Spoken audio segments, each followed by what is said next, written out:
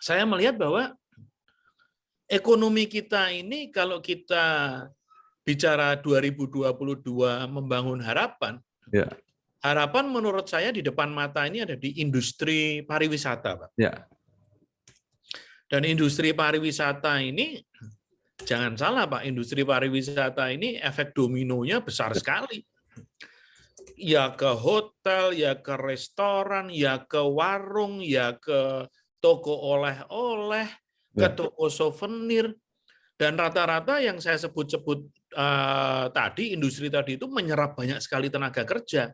Jadi indikator ekonomi kita gampang. Indikator ekonomi kita bahwa orang datang, orang piknik, orang spending, dia punya daya beli dan spendingnya itu bisa menghidupi banyak orang, sehingga bahasa saya itu pemerataan daya beli akan bisa terrealisasi Pak di Jawa Tengah.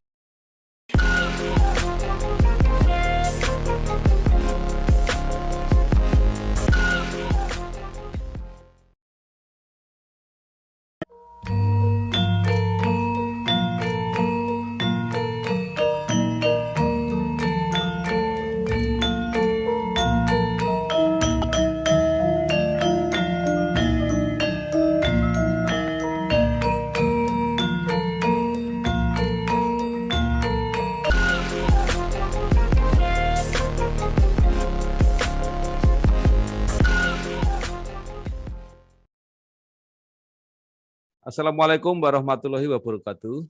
Bersama saya Bambang Sadono di channel Inspirasi Jawa Tengah. Mudah-mudahan channel ini selalu bisa memberi inspirasi, motivasi, edukasi, informasi, dan syukur bisa membantu mencari solusi. Kami sedang mempersiapkan beberapa video tentang bagaimana Jawa Tengah membangun harapan di tahun 2022 setelah pandemi COVID ini mulai melandai. Saya sekarang sudah bersama dengan Bapak Kukrit Suryo Wicaksono, Ketua Kadin Jawa Tengah. Mudah-mudahan kita bisa berdiskusi mengenai prospek perekonomian Jawa Tengah di tahun 2022. Apa kabar Pak Kukrit? Sehat, lancar, alhamdulillah, berkat ditraktir makan sama Pak Bambang ini, jadi rasanya tambah fit ini. Terima kasih Pak Bambang, matur nuwun. Pak Kukrit. Nah, saya ingat dulu diskusi dengan Pak Kukrit bahwa kuncinya adalah bagaimana setelah COVID itu melandai, maka perekonomian Jawa Tengah akan tumbuh dengan sangat luar biasa. Nah, sekarang kondisi COVID sudah mulai melandai, levelnya sudah 1, ya. Jadi bagaimana Pak Kukrit sebagai Ketua Kadin ini memprediksi perekonomian Jawa Tengah tahun 2022? Terima kasih Pak Bambang. Saya baru tahu kalau sudah level 1, saya pikir masih level 2, Pak. Kelihatannya sudah mulai level 1. Oh, alhamdulillah, alhamdulillah. Iya. Jadi kalau sebenarnya kita bicara prospek ekonomi itu, saya tidak bicara prediksi, Pak. Ya. Tapi kita bicara realita yang kita lihat di mata kepala kita sendiri. Ya. Saya yakin kalau Pak Bambang mungkin nggak teke ya. Ya. Bahwa kalau dalam 2 minggu terakhir ini, Pak. Ya. Setiap weekend, ya. Jumat, Sabtu, Minggu, ya. Itu hotel-hotel di Kota Semarang itu semua penuh, Pak. Ya. Sampai kemarin, weekend kemarin, kebetulan saya ada mengundang salah satu tukang pijet andalan saya dari Solo. Ya. Saya mau carikan hotel di sekitar rumah saya, daerah Candi. Ya. Saya kaget, Pak. Ya. Ternyata hotel di seluruh wilayah kawasan Candi Semarang. Ya. Apakah itu hotel 2, bintang 2, apakah bintang 3, bintang 4, bintang 5, penuh semua. Waduh. Penuh semua. Ya. Sampai kemudian saya, karena memang dasar saya kepo ya Pak, saya kepo, saya kepengen tahu, saya mengirim supir saya untuk keliling ke hotel-hotel, tanya, sebenarnya ada acara apa ini? Gitu kan? Ya nggak ada acara apa-apa, Pak. Ya. Itu penuh orang piknik. Dan plat nomornya itu bisa dilihat yang mobil-mobil parkir, Ya. platnya itu plat Jakarta, plat Bandung, Surabaya, Malang. Jadi malah plat-plat di luar Provinsi Jawa Tengah, Pak. Ya. Jadi saya melihat bahwa ekonomi kita ini kalau kita bicara 2022 membangun harapan, Ya. harapan menurut saya di depan mata ini ada di industri pariwisata, Pak. Ya. Dan industri pariwisata ini, jangan salah Pak, industri pariwisata ini efek dominonya besar sekali.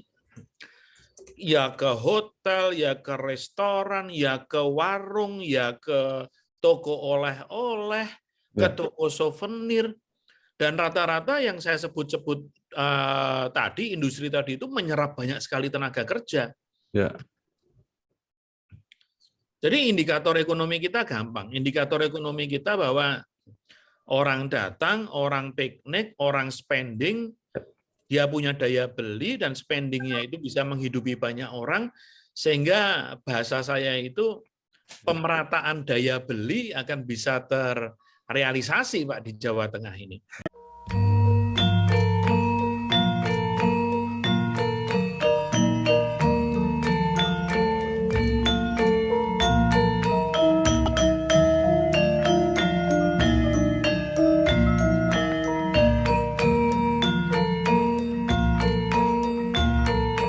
Pak Kukrit, Ya. itu kelihatannya kan konsisten dengan pendapat Pak Kukrit dulu. Kalau ekonomi mulai tumbuh lagi setelah pandemi, yang akan bangkit lebih dulu adalah pariwisata.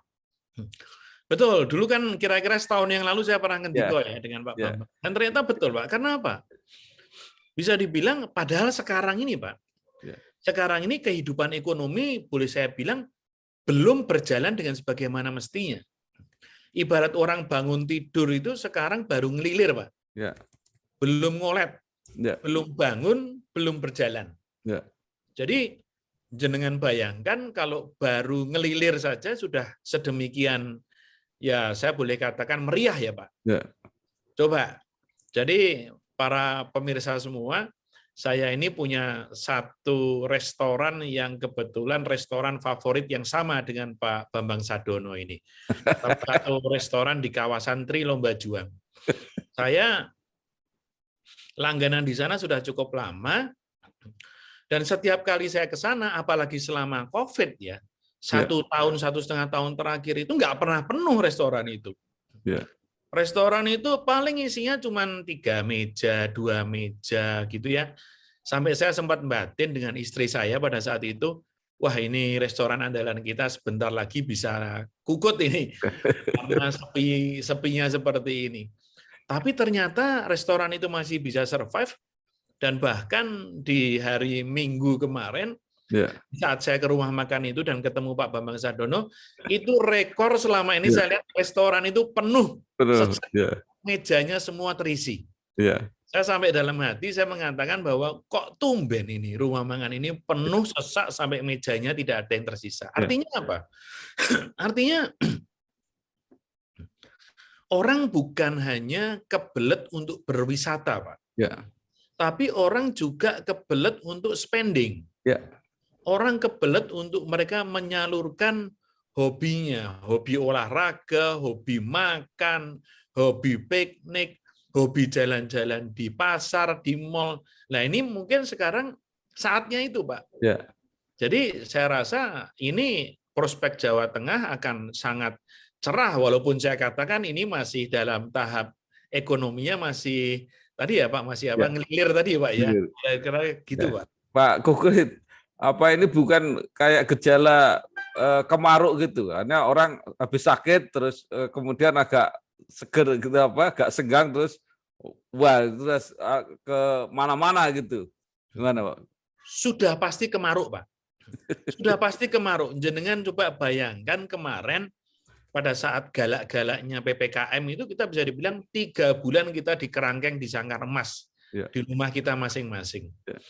Itu begitu sangkarnya dibuka, wah sudah pasti langsung akan terbang dan pelayon ke sana kemari. Jadi ya apa ya, semacam kayak panggilan naturalnya manusia, makhluk hidup pasti akan langsung kemaruk, Pak. Ya.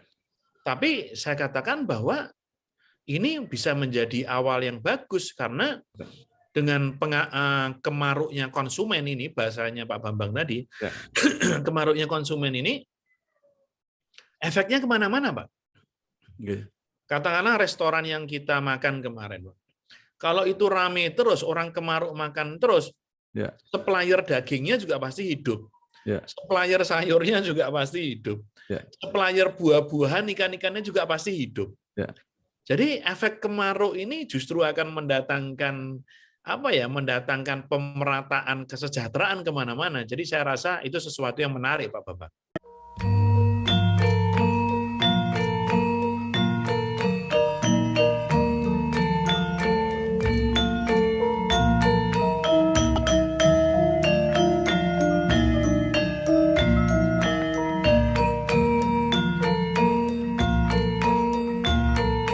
Nah, dulu saya lupa yang mengatakan Pak Gukrit atau mungkin orang lain ya.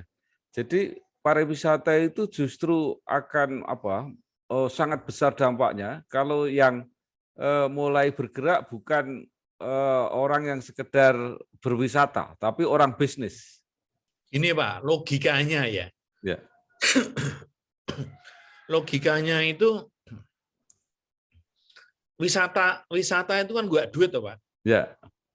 Wisata itu nggak duit juga pasti yang melakukan juga pasti orang yang punya daya beli. Ya. Orang yang punya daya beli, saya rasa juga pasti orang yang punya satu penghasilan tetap atau jenengan bilang tadi orang punya background bisnis. Ya. Jadi saya punya satu pendapat yang saya rasa juga sejalan dengan statement Pak Bambang tadi. Dan jangan salah, Pak, kalau orang bisnis berwisata, ya, itu semacam menjadi lokomotif, Pak. Kemudian gerbongnya apa, Pak? Gerbongnya adalah trade and investment. ya. Jadi kalau kita bicara pariwisata itu adalah tahap awal, start awal untuk menuju ke prospek perdagangan dan juga investasi. Ya. Orang wisata, orang cocok, harapannya dia akan buka toko, dia akan berdagang, atau malah katakanlah seseorang itu malah buka pabrik katakanlah di Jawa Tengah. Karena dari berwisata di Jawa Tengah, dia senang, dia cocok, buka pabrik, kemudian juga investasi, menarik tenaga kerja sebanyak mungkin, dan juga mendatangkan kesejahteraan, dan buntut-buntutnya juga daya beli meningkatkan. Kira-kira begitu, Pak. Ya. Jadi saya setuju, Pak Bambang. Nah, Pak Gukrit, kemarin kan triwulan 2 itu perekonomian Jawa Tengah sudah mulai tumbuh positif dan ditandai dengan meningkatnya ekspor, antara lain ekspor perdagangan dan industri. Nah, kalau dari Jawa Tengah sekarang andalan ekspornya sebenarnya apa, Pak? Kalau saat ini kemarin terakhir kan ekspor bisa dibilang kan juga tiarap semua, Pak ya. Ya. Karena juga demand-nya juga dari negara tujuan ekspor kan juga drop semua, Pak. Ya. Bahkan sekarang ini kan walaupun sudah membaik adalah krisis itu, Pak, krisis kontainer itu, Pak. Betul. Ya. Nah, krisis kontainer itu kan sekarang kan gejala yang mendunia, Pak, worldwide ya. gitu. Ya. Dan walaupun sekarang sudah mulai membaik. Ya. Jadi jujur saya belum sempat ngobrol lagi dengan teman-teman eksportir. Ya. Kira-kira di mulai ngelilirnya ekonomi ini apa ekspor yang menjadi unggulan, Pak? Ya. Justru saya melihat di dalam negeri sendiri, Pak. Ya. Di dalam negeri kemarin selama pandemi parah-parahnya itu ada 2 sektor industri yang meningkat, Pak. Ya. Yaitu industri kesehatan yang kita tahu sendiri, dan kedua adalah industri pertanian. Ya. Industri kesehatan dan industri pertanian ini bisa dibilang zero restrukturisasi di perbankan. Ya. Mereka bahkan growing, Pak. Ya. Memang industri pertanian ini sangat erat kaitannya dengan industri food and beverage, Pak ya. Dan yang seperti kita tahu sendiri, kemarin pada saat orang banyak di kerangkeng, otomatis konsumsi food and beverage-nya juga meningkat. Ya. Dan itu membawa dampak positif untuk industri pertanian kita. Ya. Dan saya kurang begitu paham ya untuk yang komoditas kita yang diekspor, karena jujur memang biasanya kan saya rutin ngobrol-ngobrol FGD dengan teman-teman asosiasi usaha, Pak. Ya. Tapi ini kira-kira 4 bulan terakhir semenjak PPKM ini saya belum sempat untuk berdiskusi lagi dengan teman-teman.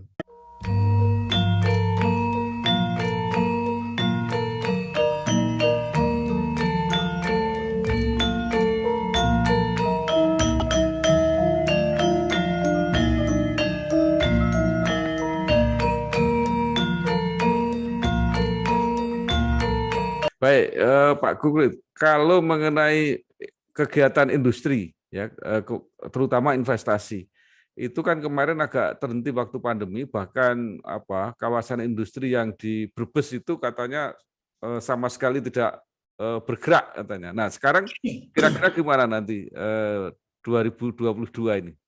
Jadi begini, Pak Bambang, saya sedikit sharing informasi bahwa ini langsung informasi saya dapatkan dari sahabat saya, Menteri Investasi, Mas Bahlil, bahwa fokus pertama sekarang untuk pengembangan investasi adalah kawasan industri Batang, Pak. Ya.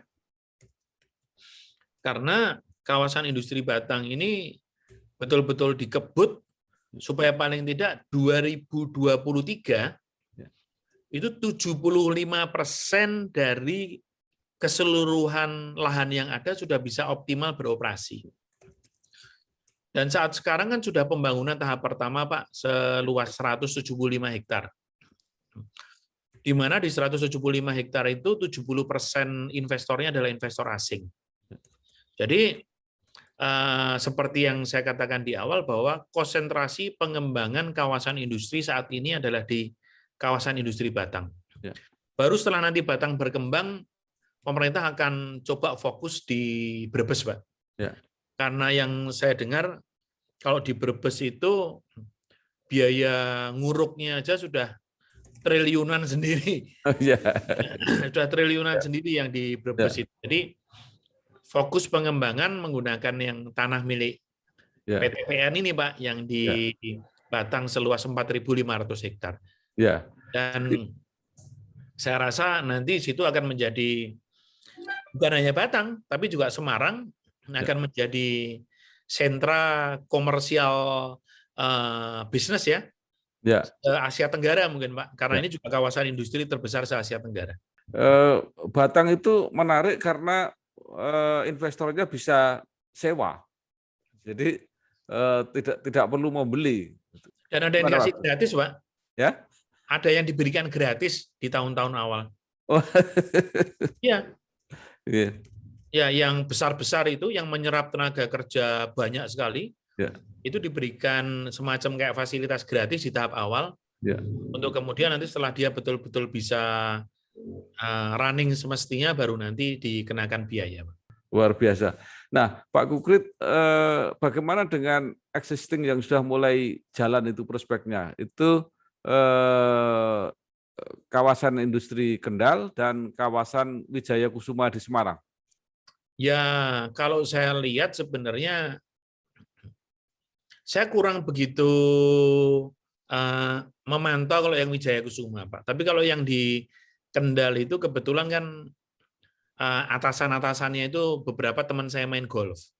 Ya memang karena pandemi ini semua investasi yang harusnya sudah di-planning untuk masuk dan bahkan beroperasi di situ jadi terpending, Mbak.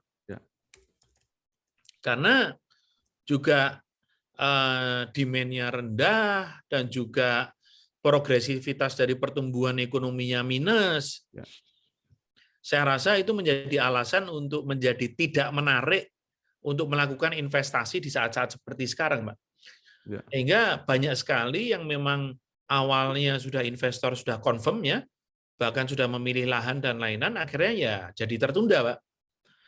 Harapan saya sih di awal 2022 semua sudah bisa kembali berjalan seperti apa yang direncanakan di awal, Pak.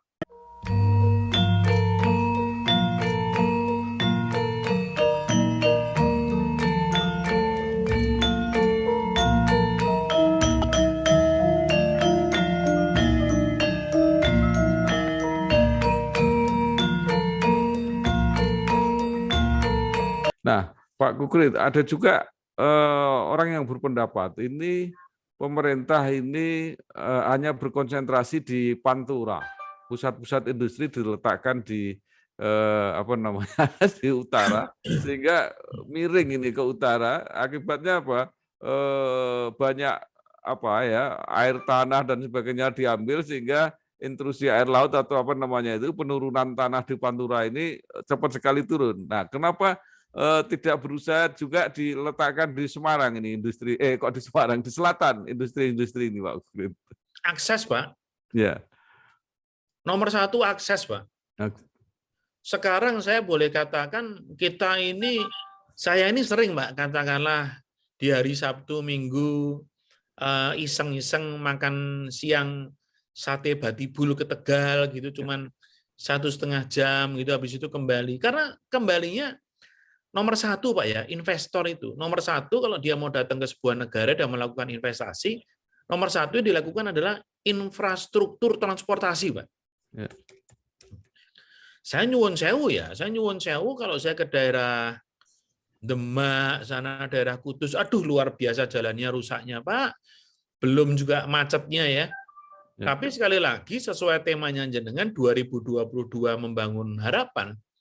Nanti dengan adanya tol laut yang di Demak itu wah sangat luar biasa.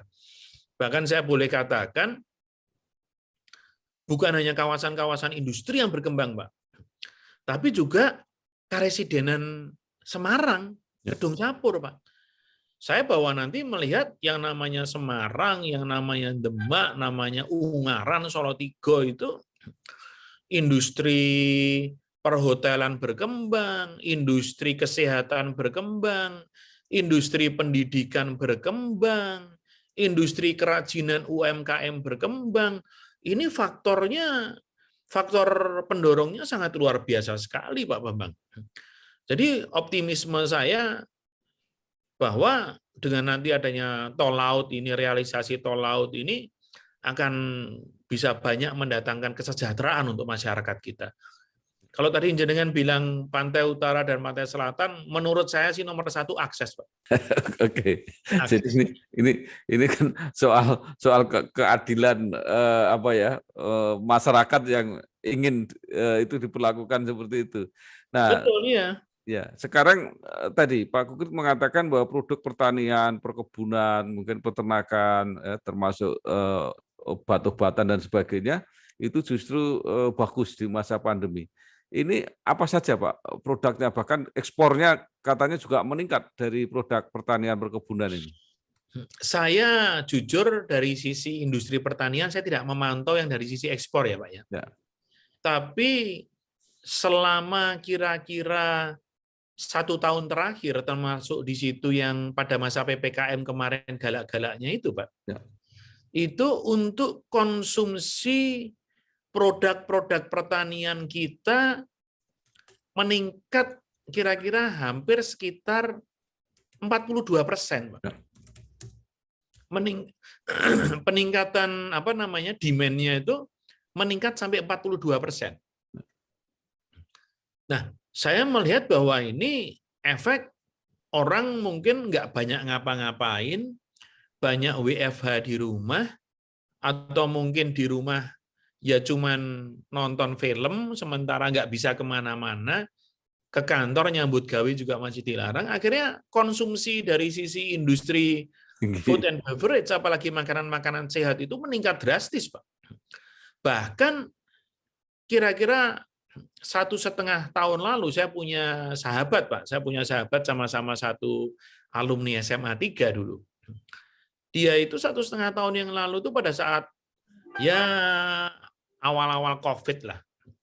Dia itu iseng-iseng jualan catering sehat itu, Pak, melalui sosial media. Catering sehat melalui sosial media. Dia bilang pada saat di awal itu dia ngerintis kira-kira sehari itu order kira-kira dia dapat itu ada 12 sampai 15 customer, Pak. 12 sampai 15 customer. Nah, kira-kira per bulan lalu pada saat PPKM kita level 4, Bapak tahu dia sehari berapa ordernya, Pak? Berapa Pak Kurit? Dia sehari ordernya itu bisa 80 sampai 90 porsi sehari. Dari Yang sebelumnya ya. pada saat kira-kira mungkin 8 bulan sebelumnya itu ordernya itu paling cuma 12 sampai maksimal 14 porsi per hari. Sampai Luar saking biasa. gayanya dia, Ya. saking gayanya itu dia mengatakan dia lagi nolak-nolak order karena dia tidak mampu lagi untuk memproduksi lebih dari itu. Ini dahsyat sekali loh, itu yang contoh yang enteng-entengan loh Pak. Ya. Belum yang lain-lain Ya. itu.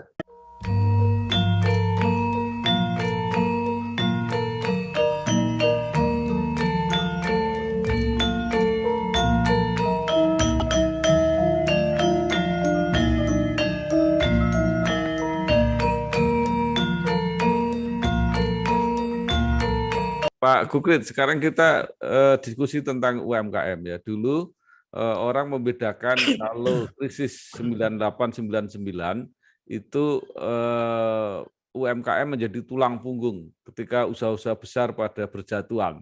Nah, ini dianggap berbeda untuk krisis pandemi ini, tidak bisa seperti itu. Tapi ternyata di dalam praktek masih saja tetap orang mengakui bahwa UMKM ini tetap menjadi penyelamat. Nah, gimana dengan Jawa Tengah, Pak Ugut? Jujur ya Pak, saya boleh katakan, saya punya di Kadin itu, saya punya UKM binaan itu kira-kira ada sekitar 800 Pak. Ya. Di seluruh Jawa Tengah. Ya. Ya bisa dibilang mungkin 80% dari teman-teman UMKM itu kondisi kemarin itu ya letih, lemah, lesu, Ya. tidak berdaya Pak. Ya. Dan ya memang alhamdulillah sekarang sudah mulai sudah mulai bangkit ya Pak. Ya. Dan kami di Jawa Tengah, di Kadin Jawa Tengah selalu fokus di 3 hal, Pak. Ya. Pertama adalah peningkatan kualitas SDM manajerial dari UKM itu sendiri. Kedua adalah peningkatan jaringan networking atau jaringan pasar. Dan yang ketiga adalah peningkatan standar kualitas pembiayaan. Ya. Nah, kalau Bapak Mirsani di suaramerdeka.com ya, suaramerdeka.com di hari Senin kemarin, ya, itu ada berita bahwa Kadin Jawa Tengah bersinergi dengan Hipindo Indonesia untuk serap produk-produk UMKM. Hipindo itu apa? Hipindo itu adalah himpunan pengusaha penyewa pusat perbelanjaan Indonesia. Jadi yang toko-toko retail-retail besar yang menyewa tempat-tempat perbelanjaan itu punya asosiasi namanya Hipindo, Pak. Nah, kebetulan ketuanya sahabat saya lama, Pak Budi namanya. Ya. Kita ada semacam agreement, Pak, bahwa produk-produk UMKM unggulan atau yang direkomendasi oleh Jawa Tengah, Kadin Jawa Tengah, itu akan dibina dulu oleh mereka. Dibina dari sisi digitalisasi, dibina dari sisi packaging, dibina dari sisi quality control, untuk nanti produk-produknya, output-nya Pak, ya, akan diserap langsung oleh industri mereka. Ya.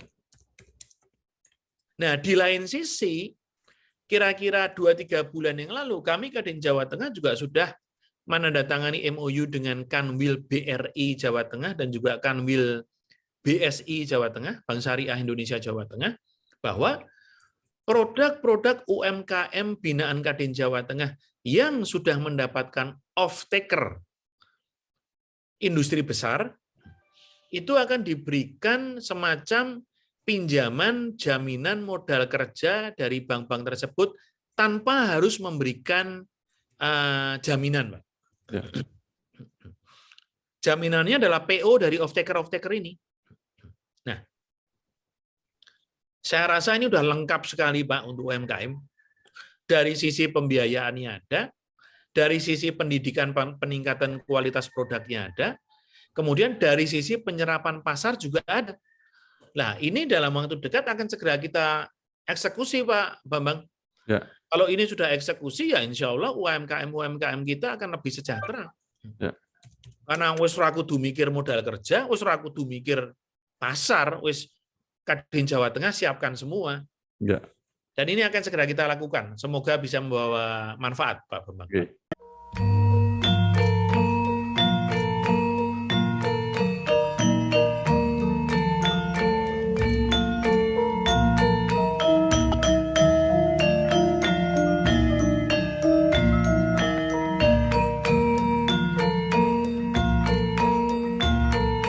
Nah, ini kembali ke Jawa Tengah Selatan, Pak.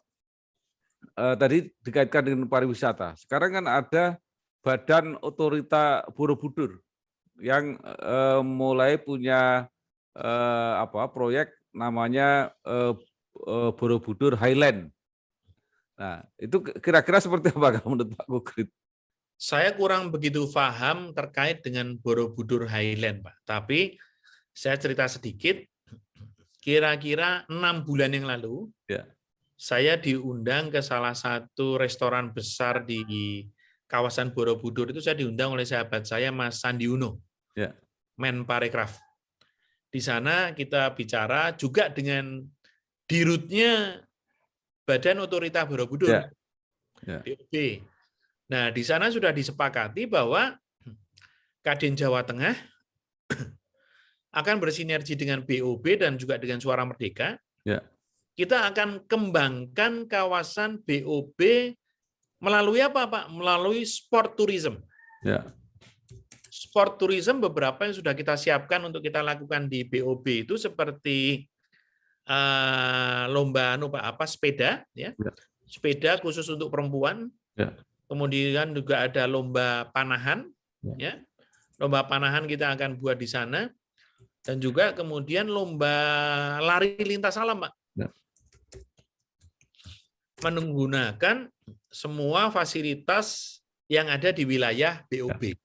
Nah, itu sudah kita lakukan. Walah, kemarin sudah hampir mintip-mintip eksekusi, terus langsung PPKM itu, Pak. Jadi agak kendu. Nah, kita sudah mulai kontak-kontak dengan direksi BOB. Insya Allah di akhir tahun ini paling tidak ada satu event yang kita jalankan dulu, Pak. Ya. Ya.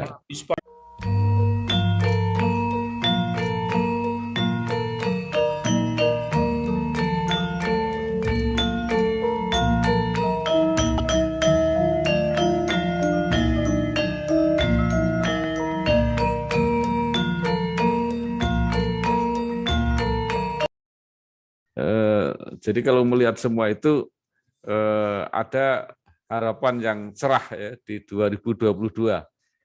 Nah, sekarang terakhir mungkin Pak Kukrit ada saran atau harapan ya, baik kepada pemerintah maupun dunia usaha ya, kepada masyarakat ya, apa yang harus dilakukan untuk menyongsong tahun perekonomian 2022 yang lebih besar harapannya.